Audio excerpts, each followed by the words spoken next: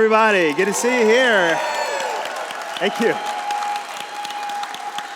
Want to introduce myself. My name is Doug Conley, if I have never met you before. So I am glad to be back. We're so glad to be back. If you're new with us, either the past few weeks or today, my name is Doug Conley, and I'm the lead pastor, and I've been gone for a little bit on a sabbatical. And so our elders, our leadership team, had encouraged my wife and I to go on a 6-week sabbatical to really just kind of rest, to hear from God, to just delight in the Lord. And we had been going for 21 years straight in full-time ministry, which has been awesome, and we love it. But then the last 7 years, we've started 2 churches, this being one of them. And so it was just really nice to be able to stop and kind of reevaluate where things are at in life and just really stop and spend some time with our family. And so we are so blessed and thankful for it. Now, as I was gone, there's a bunch of things that I feel like I learned or reflected upon, and it was been really awesome. One of the things, the major thing is that we were able just to kind of stop and relearn what it means to delight in God, to just rest. We read a lot of the Bible. We spent time praying. We spent time just being still. We spent time with our family and just learning about what it means to delight in God, to stop and rest and take a Sabbath. And my wife and I, we took the Enneagram test. I don't know if you were familiar with it, but we found out that both of us are number 3s on the test, which are achievers. And so we're both achievers, which can be really good, but if you're achieving all the time, sometimes you forget that you're a human being, not a human doing. And so it was good to just kind of stop and reflect and just be with him. That was one thing. The second thing that I remembered or reflected upon is how amazing my wife is, and how blessed I am to have such an amazing wife that sticks with me, that loves me. Yeah, that's a picture of her and us. And it's just, I'm so blessed, and just to have some time with her and just be able to just dream again and think about what's happening and just even what God is calling us to do in Stonehill. And so it was really cool. The third thing that I reflected upon and it kind of thought it was interesting, the fact that DJ and Danae are expecting. If you were here last week, they made an announcement that they were expecting, expecting me. And so I don't know if you guys were here last week, but I got several texts of people telling me that this took place, and I just want to apologize for that picture. Now, I don't know what's creepier, that picture or the fact that DJ was trying to be my dad. I don't know, but it's so good to be back. And so it was really cool to be back. Speaking of DJ and Danae, or DJ and the staff, I just want to appreciate and thank them for all the work that they have done the past 6 to 7 weeks of me being gone, stepping up, working hard. A lot of things have been taking place. And can we just thank our staff and just thank all of our team for all they do? Just so blessed, and we appreciate all they do. I got back and they vandalized my office a little bit. So I walked in on Monday and there's a picture of it somewhere, all the balloons. So it only took me 4 hours to clean that up. But that's cool, but it was very, very thoughtful and very nice. I am so thankful for what God has done so far this summer. I look back at all the camps and to see the hundreds of students that went to camp. Many received Jesus Christ as their Lord. Many have been baptized already, and then there's several that are going to be baptized today. We have river baptisms, and so that has been awesome. I'm excited about today's baptism. We have over 50 people already signed up for the river baptism today, which, by the way, is at 3 o'clock today at Merrill Reed Park in Eagle. We're going to be encouraging you to bring a packed lunch or a lunch at 2 o'clock, a picnic lunch. We're going to hang out together, and then we're going to go to the river baptism, and it's not too late to be baptized. I'll talk about that in a little bit, but these are the shirts, Reborn, and so we're excited about that, and God is doing some amazing things in the life of our church, and then we're looking forward to the fall. And so I don't know if you know this already, but if you're newer, we meet here currently at Victory Middle School on Sunday mornings, but around October, we have the blessing and privilege to be able to go and move to Mountain View High School, which is just a couple miles down the road, but it will provide more space for us and give us an auditorium. We're going to go back to 2 services for a while because it's got a big auditorium, and so we're really looking forward to all that God is going to do as people come back from camping. And I've heard a bunch of people like, yeah, this is my first time back at church in a couple months, and I'm like, oh, you sinner, and then I'm like, oh, that's right. I've been gone for a couple months too. So anyways, everybody will get back in, and we'll be back to vacation. It'll be an awesome time. So glad you are here today as we continue this series, This Changes Everything.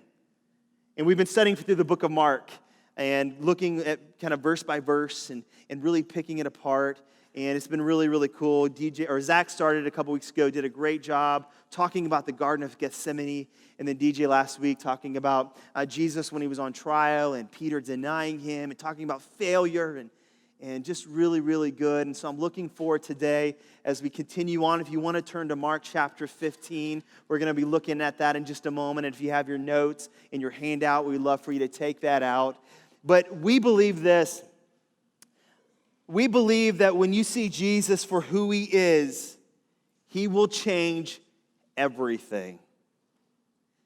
When you see Jesus for who he is and what he has done, it will change everything. So I'm just going to geek out for a minute, nerd out for a minute, and I want to give you some perspective of what's happening here the night before Jesus is taken to the cross. So if we backpedal a couple weeks where DJ's talking about disciples in the upper room, and then the disciples go to the Garden of Gethsemane, and Jesus is there, and he's praying to God, and he's talking to God, and then all of a sudden, around 11 or 12 at night, the guards come to take Jesus away. Now, I want to give you some perspective here, and last year, actually, I was able to go to Israel and spend some time there. This is the Garden of Gethsemane right here, and those are olive trees behind me. And this is the place where Jesus would have been. So what takes place after him leaving the Garden of Gethsemane to the point where he dies on the cross? And what I want to do is just give you a few kind of stages of Jesus' trial before we jump into our passage today. So I want you to check out this map. This is a map of Jerusalem, a model of Jerusalem at the time of Jesus' time. Now, this is 1/50th of the size. But if you kind of look at the map real quick, we have Garden of Gethsemane down here. This is the bottom. That's actually the east part of the city. And then we have the west part on the top, and then we have the north, and we have the south. But I want you to look at a couple things before we dive into this. Do you guys see right in the middle the temple there? It's pretty big. It's massive. And when I say it's massive, let me give you perspective of how big the temple was during the time of Jesus. If you look over here to the right, you see the red arrow. It's pointing to an amphitheater. This is the amphitheater that Herod built, which would have held several thousand people. Can you see the size and the perspective of how big the temple was compared to the amphitheater? And so you can kind of see the city and how it's laid out. And on the right side is we have the Antonia Fortress, or called the Praetorium. That's where Pilate would have been with Jesus. And then on the top kind of center, we see Herod's palace. And that's Herod, where Jesus would have been with Herod. And we'll talk about him in a second. And then on the top left, we see where Caiaphas' house, who was the religious high priest there at the time. And that's a specific location that Jesus would have been in the night before his crucifixion. So what I want to do is Jesus starts out in the Garden of Gethsemane. Can you show me the next picture? And here we have an actual map, because now it's flipped kind of the right way. The north is top, we have east, and then west, and the south. And on the east side, we see the Mount of Olives of the Garden of Gethsemane. So Jesus is there around 11 or 12 at night. The guards grab Jesus, and they take him all the way to the south part of the city, up to where it says number 1, which is Caiaphas' house. And around 12 o'clock or 1 o'clock at night, Jesus is taken in front of Annas. Annas is the high priest, the former high priest, who's Caiaphas' father-in-law, who's the current high priest. And Jesus is in front of him, but there's no indictment. And so a little bit of time goes by in the night, around 2 a.m. or 3 a.m. Jesus then is taken in front of Caiaphas, who is the current high priest. And Caiaphas and Jesus begin a conversation. And Jesus says that he, at this time, is the king of the Jews. And Caiaphas freaks out, and he rips his clothes off because he's so angry and he's so mad at Jesus. Now, there were multiple hours, about 6 hours, that went kind of during this night. So what happened to Jesus during the times he wasn't meeting with Caiaphas, or he wasn't meeting with Annas? Well, as we were there in Israel, we got to go to the dungeon of Caiaphas' house. And in the dungeon, we saw where Jesus was taken. On the left side, this is the dungeon where they would have taken a prisoner, and they would have wrapped his hands up. And as you can see, the guy on the left, this is where Jesus would have been beaten. So he was beaten and he was scourged during the night. And then when he wasn't being beaten or he wasn't meeting with some of the religious leaders, they threw him on the right side, right picture is a pit about 20 feet down, where Jesus would have been thrown into, where he would have just been bloodied, and they would have taken him down by a rope, and when they were ready, they would have pulled him back up. This is where Jesus would have spent the evening. So then around 3 or 4 a.m. in the morning, they gathered all of the religious leaders called the Sanhedrin, and they brought them together, and Jesus was placed in front of them. And there again, they asked him if he was the king of the Jews, and there is his guilty verdict. And they call him guilty of blaspheming God, and they ultimately condemn him to death. The problem is these guys, they can't put him to death. They do not have the authority underneath the Romans to put Jesus to death. So they rush through the night. They break all kinds of laws to give Jesus a guilty verdict so they can bring Jesus in front of Pilate the next morning. The reason why it was such a quick trial was because a couple reasons. Number one, it was about to be Sabbath. And on Sabbath, they couldn't have a trial. Number two is during Passover, and they wanted to get this done while everybody was there to make a spectacle of Jesus. And then number three, they had to get done early in the morning because the Romans only worked early in the morning, so they had to get it done before they were done for the day. So around 5 or 6 a.m., they then take Jesus from Caiaphas' house all the way up to the top to the Antonia Fortress where Pilate would have been. And this was a long track. Jesus being hurt, bloodied, he's tired, and he stands in front of Pilate. And Pilate cannot find any fault of Jesus at all. They can't figure out what the problem is. And so Pilate's like, I don't want to mess with this. And then he takes Jesus from where he is at all the way back to Herod's palace for the stage 5 of the trial. And Jesus stands in front of Herod, who is the governor of Galilee. And he says, I don't want to have anything to do with this. And so then he takes Jesus back to Pilate for the last phase of the trial, the second time where he is condemned to death. So all that happens in like a 6 to 8 hour period during the night before we get to Jesus' crucifixion next week. So today, I wanted you to have that perspective as we dig down into Mark chapter 15, verse 1. And through that, there are two truths that come out of this passage that we learn about Jesus. And the first one is this, that great acts of God are often preceded by our acts of obedience. Great acts of God are often preceded by our acts of obedience.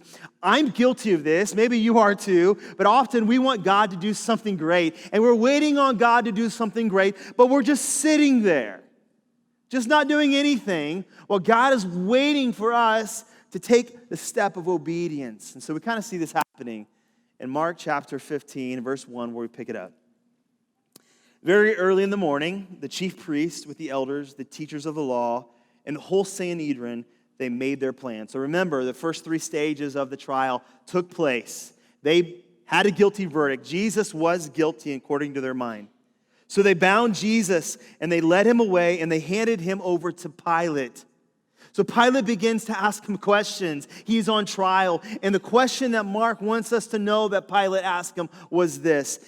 He asked him, "Are you the king of the Jews?"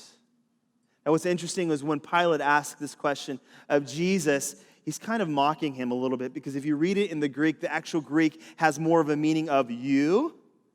You're the king of the Jews? Really? Like, this is the best that the Jews can offer? Like, this is it? So he's mocking him on one hand, and on the other hand, he is trying to figure out if this guy really is a threat. Because if this guy is a threat, he has to deal with it. And so he asks Jesus this question, "You the king of the Jews?" And I want you to pay attention to what Jesus says and how he says it. Jesus answered, he replies, "You have said so."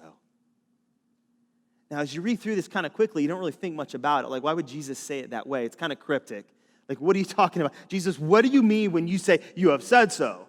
So are you saying you're the king of Jews? Or are you not saying you are the king of Jews? I'm confused. What is going on here, Jesus? I kind of thought of it this way. How many of you wives ask your husband a question, and when they respond to you, they'll say something like, "Sure"? Anybody or your kids ever do that? Okay, like let me give you an example here. Like my wife will ask me something like this, "Hey Doug, do you want to go shopping with me?" And I'll be like, "Sure." Or sometimes I'll be like, "Sure." You know what I'm saying, guys? Because I say this for two reasons, because there's really two answers to when I say sure. Like the first answer is, yes, I will go shopping with you, Heather, because I love you dearly and I want to spend time with you. But if you're asking me if I want to go with you to Target while you try on clothes and pick out duvet covers, there's no normal sane man that would want to do that. So that's kind of the sure, right? Like, sure, there's a lot of hidden meaning in there. And so Jesus is like, you said so. And so Pilate is like, what? And then when he says this, the chief priests, they then accused him of many things. So again, Pilate's like, okay, you listening to these guys, aren't you going to answer? See how many things people are accusing you of? Pilate's like, you get that these guys are saying these things about you that will put you to death? You understand this. But Jesus still made no reply. And Pilate was amazed. Now, here's the guy, the leader of Judea. I mean, this is kind of a big deal guy. And he's amazed at the way Jesus is responding. Why is he amazed? Pilate's like, what are you doing? Do you get that your life is on the line? If you don't answer this right, you are going to die. You see, Pilate's used to people getting in front of him, men and women, and groveling for their life. Please don't do this. And Jesus has this kind of nonchalant attitude. Why is Jesus like this? Why? Well, it goes back to the Garden of Gethsemane. If you guys were here a couple weeks ago, Jesus allowed himself to be taken. The Bible tells us that he could have called like 12 legions of angels, but he didn't. Why? Why did Jesus do this? Well, it goes back to this prayer with his God the Father, where he asked God, he said, God, if it be your will, please let this cup pass from me. God, if it be your will, I do not want to do this. I'm not looking forward. God, this is going to be so hard. See, Jesus, he didn't want to die. He was all God, but he was all man too. And there was that humanity. He was fearful. He didn't want to die. But then he goes back in the same evening at the garden, and he prays a second time, and he says, not your will be done, but not my will be done, but your will, God. Ultimately, he's like, God, I will obey you. You see, I want us to get this and understand that obedience doesn't always feel good. It's not always like a bed of roses. Sometimes it is hard. And sometimes it is difficult. And Jesus is standing here understanding that his life is about ready to end. And he does not want to do it, but he knows for God to do something great for the whole world, that he's going to have to step out and obey and follow God's plan so God can do what he wants to do. In Philippians 2:8, it says this, and being found in the appearance as a man, Jesus humbled himself by becoming what? Obedient to death, even the death on the cross.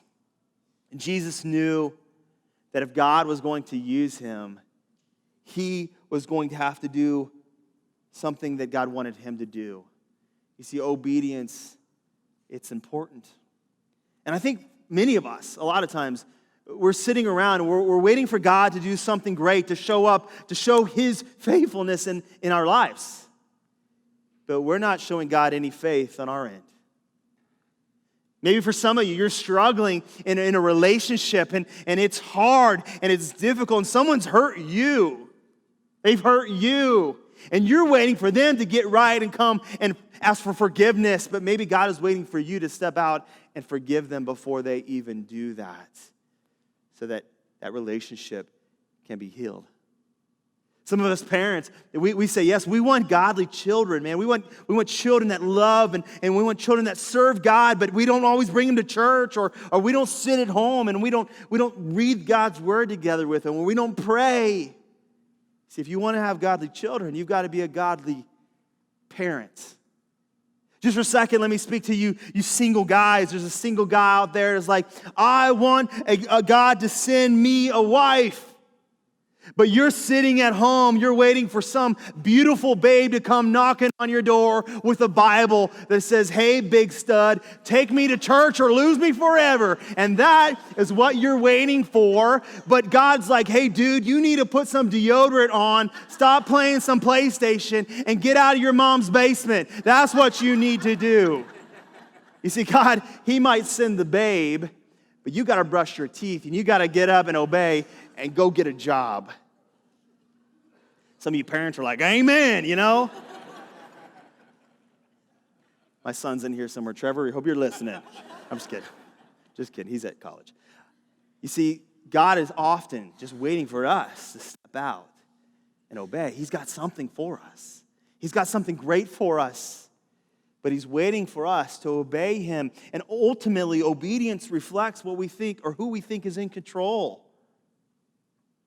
That really tells us who is in control is if we follow after them. You could say it like this, is even when it seems useless to us, our obedience makes us useful to God.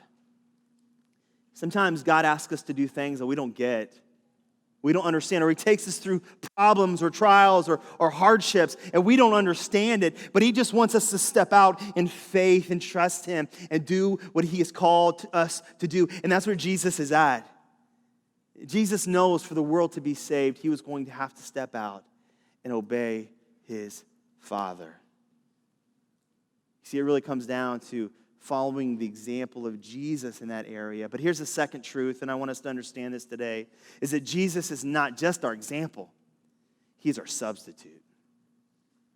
He's not just our example, He's our substitute. And often we can look at Jesus and say, okay, what would Jesus do? Like, Jesus lived a perfect life, and He was loving, and He was kind, and He broke down oppression, and He did all. We should live our life like Jesus lived. And yes, we should live our life like Jesus lived His life, but that is not the whole sum of Jesus. And the whole reason, the whole purpose that Christ came to this earth was to be our substitute. That's the gospel. That's the whole good news of why Jesus came to this earth. And we see this. So in verse 6, now it was custom at the festival to release a prisoner whom the people requested, a man called Barabbas. He was in prison with the insurrectionists who had committed murder in the uprising. So Barabbas, this guy, is kind of a bad guy. He's a threat to the Romans, and he was a murderer. This is who he's talking about. So then the crowd came up, and they asked Pilate to do for them what he usually did. Now, when they talk about the crowd, this is the religious elite crowd, the high leaders, the ones that do not like Jesus. They want Him dead. And during this time, Passover, there was this tradition or custom. The Bible doesn't really tell us a whole lot about it, but where they would take, during the Passover period, they would take someone who was guilty and they would release him. And so the crowd is now crying for this to take place. So Pilate says, "Do you want me to release to you the King of the Jews?" Knowing that it was out of self-interest that the chief priests had handed Jesus over to them. Pilate knew at this point that Jesus was innocent. He knew that the reason that Jesus was even there is because these religious people were envious, that they had a prideful heart. But the chief priests stirred up the crowd to have Pilate release Barabbas instead. So the chief priests, Annas, Caiaphas, they're all there. They're trying to get the crowd going because they want Jesus to be put to death, even over someone who was a murderer. Now, who is this Barabbas? In Matthew 27:16, it actually uses the word, his name is actually Jesus Barabbas. It's kind of interesting because you have Jesus Barabbas, and then you have Jesus Christ, the Jesus of Nazareth, the true Son of God.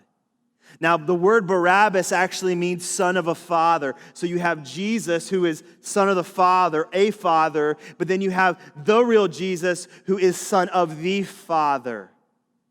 And we begin to see a comparison between the two Jesuses here.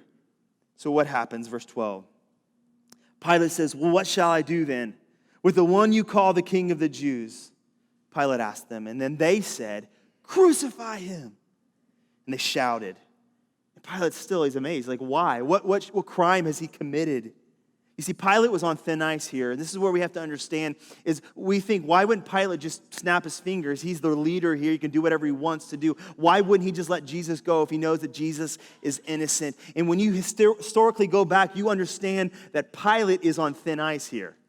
He's already had a couple issues, a couple snafus, and it's like 3 strikes and you're out. And it's not just 3 strikes, you're out of leadership. 3 strikes and you're done, you're dead. Because the Romans did not put up with that. And his job was to keep peace in that area. And if the Jewish people began to rise up, his head was on the block. So, wanting to satisfy the crowd, Pilate released Barabbas to them. He had Jesus flogged and he handed him over to be crucified. And this sets the path for Jesus to be crucified. And so we'll come back to Jesus next week and what he experienced. And I really want to encourage you to come back next week to be part of this. I think it's a crucial message for each Christian. But for a moment, I want you to think about Barabbas. So we have Jesus, Barabbas, Jesus, son of a father. Can you imagine, just for a second, put yourself in Barabbas' shoes. He's sitting in the Roman prison here. And I've been to Israel before, and during this time, they didn't have insulated walls. They had open windows, and you would have been able to hear a crowd screaming from outside. And he's sitting on death row. He knows he's done wrong. He knows he's a murderer. Even if he had the right intentions in his own mind, he knew that he was guilty and that he was going to die. And so he's sitting there, imagining that there's no hope. And all of a sudden, he hears the shouts from outside, "Crucify him! Crucify him!" Now, I don't know if he knows that they're talking about the other Jesus or him. He doesn't know at this point. I don't know. But can you just imagine for a second the Roman guards coming into the prison, and they walk into the cell, and Barabbas is like, this is it. This is the end. And he's thinking he's going to be taken and beaten and then put on a cross. All of a sudden, the guards walk over to Barabbas, and they take his chains, and they unlock him, and they say, "You are free to go." I don't know about you, but if I was Barabbas, I'd be like, "Hey, dude, is somebody punking me right now? Like, what is going on? Is there some type of video camera here? Like, guys, don't mess around. This is my life." They're like, "No, you're free." Jesus, or in Barabbas, can you picture him walking out of the cell into the courtyard? His eyes are trying to adjust to the light. And all of a sudden, he sees this man, other man, Jesus, out in the courtyard, beaten. And then knowing that guy should have been him sitting there. Just for a second, do you see the foreshadowing here? Do you see the irony here? That even before Jesus dies on the cross, he is already taking a place of someone who was not worthy. You see, the reality is we all are Barabbases in some ways. Like, hopefully you're not a murderer or anything, but the reality is that we all are guilty in some aspect or many aspects, that we're all messy, that we all have issues, that we all have problems, and we all are not good enough to have a relationship with God on our own. Yet Jesus, he came and he took our place as a substitute. He wasn't just a great guy. No, he literally took our punishment. The theologian Martin Luther from the Reformation, he calls this concept the Great Exchange. The Great Exchange, that Jesus took his perfection and he took on our imperfection for us. Now, as I was beginning, and I was thinking this week, like, how do I illustrate this? Like in our own mind, how do we even comprehend what happened? There's a little boy, his name is Cole. His name's Cole Carter. Here's a picture of him right there. He's a cute little boy. I know his parents, Josh and Jessica Carter. I knew them from our sister church, Rock Harbor Church, and just a great, great family. The parents found out that Cole, can we go back to that first picture real quick? Found out that Cole, he had a liver issue. And so Cole, he was struggling a lot. And if you go to the next picture, you can kind of see him in the hospital with the nurse there, and he is struggling. And so one day, Jessica was at the doctor's office, Dr. Thompson, who happens to be one of my children's doctor, just a great guy. And Jessica was sad. She was crying, trying to figure out, like, he needed a liver donor and to find a match. And they've looked through families and just struggling. And then the nurse, her name is Sarah. I have a picture of her right here. You can put that picture up of her and her husband. Sarah, she walks back to the doctor and begins to talk to the doctor and says, hey, what about me? What do you think? Do you think I could be a match for little Cole, for him to have a liver? And so they did some testing, and they found out that Sarah was a match. And so she decided to go ahead and give Cole part of her liver. And we have a picture of her in the hospital. You can kind of see her at this time. And so she did this. She decided to give Cole her liver. And I just want you to think about that for a second, because Sarah, she didn't really know the family that well. They're not related, but she saw a need. She saw a problem. The fact that on his own, Cole didn't have what he needed to have, but she did. She had the ability to help Cole out. And so she had her surgery and operation.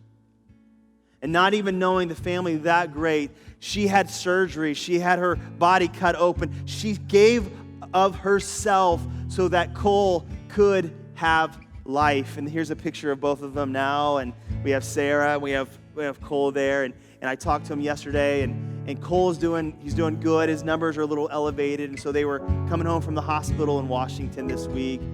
But he's doing well, and I would ask you to continue to pray for the family and pray for Cole. But as the story progresses, here's what's really, really cool, okay? Sarah actually goes to Stonehill Church. And during this process, all of this happening and her coming to church and coming to Starting Point, God began to grab and get a hold of her heart. And what is awesome is today, Sarah is getting baptized in the river along with some of her family members. Isn't that awesome? So cool. Now, I want you to think about this. You take that amazing story, and you multiply it by a ton. And that is what Jesus Christ has done for each one of us, when he gave his life freely for you and for I. He took our foolishness and he gave us his wisdom. He took our emptiness and he gave us his fullness. He took our poverty and he gave us his riches. He took our anxiety and he gave us his peace. He took our bondage and he gave us our freedom. And he did for us what we couldn't do for ourselves. And that's what the story is all about. And when you get this story, and you fully understand who Jesus is, it will change everything. Everything. It will change the way you live. It will change the way you talk. It will change the way you love. It will change the relationships you have. It will change everything. You see, Jesus isn't just a great exchange. He's the greatest exchange ever. He's not just an example, but he is our substitute. Lean into that and allow him to change you completely. Let's pray together. God, we are so thankful and grateful to be here this morning. You are such a good God, and you have given us so much. And this morning, I pray and I ask as we look through this passage and we begin and continue to see what Jesus did for us on his way to the cross, oh Lord, even before he gets to the cross, the foreshadowing of his love for us and the foreshadowing of him exchanging his life for each one of us. And God, I pray that we would take that in and allow it to change us. But God, we would breathe it in and you would do something great in us, Lord. I pray that when we would look at Jesus and who he is and how much he loves us, that it would change us. That, God, we would want to step out in faith, that we would want to step out in obedience and follow Christ. Well, no one's looking around today. Maybe you're here today and you say, Doug, I know that there's something that I'm supposed to do. I know that I'm supposed to step out in faith. There's something that God is calling me to do. And today I need prayer for courage and wisdom and help. And you say, I am that way today. Doug, would you pray for me? While no one's looking around, if you say that I need prayer right now, would you just slip up your hand and say, I need God. I need to obey him. I need to lean into him. He's calling me to something. God, give me the faith. Give me the strength to do that. Hands around the room, everywhere. It says, God, I want your faith. God, I just pray for those who raise their hand. You know what's going on in their life. You understand the struggle they have. You understand what you are calling them to. I pray that you would give them what they need. Well, all heads are bowed and eyes are closed today. Maybe you're here and you've been to church for a while, or you've never been to church, or you've been around the Christians, but you just have never submitted your life to Christ. You've never really understood that Jesus gave his life for you, and you've never submitted to that, having a relationship with Christ. The Bible tells us that we have to understand that we're all sinners, that we're all messy, we all have problems, and because of that, we are separated from God, but Jesus loved us so much that he gave himself for us so that we could lean into him and he would become the great exchange or the substitute for us. And you're here today and you say, I've never done that before. I've never accepted Christ's forgiveness. I've never leaned into him. I've never accepted him as a substitute for my issues. And you are here today and you are leaning into Jesus and you know that you need to submit to him and receive him as your Lord, and you need to commit your life to him today. While no one's looking around, if you're here and you say, I want to become a Christian, I want to give my life to Christ, would you just do this right now? Slip up your hand. Say, I want to give my life to Jesus. I commit to him. I submit my life to him. I surrender to him this morning. I want to commit my life to Jesus. Slip up your hand. There's a hand back there. Anybody else that says, I want to receive Christ? There's another hand back there. While no one's looking around, if you want to give your life to Jesus and you've either raised your hand or you didn't, but like to submit to him, I want you to pray this with me. God, I know that I'm not perfect. I know that I've messed up, but I also know that you love me. God, you've sent your son Jesus to die for me, to be my substitute, to take my place. So today I commit my life to you. I surrender myself to you, and I ask you to come into my life. In Jesus' name.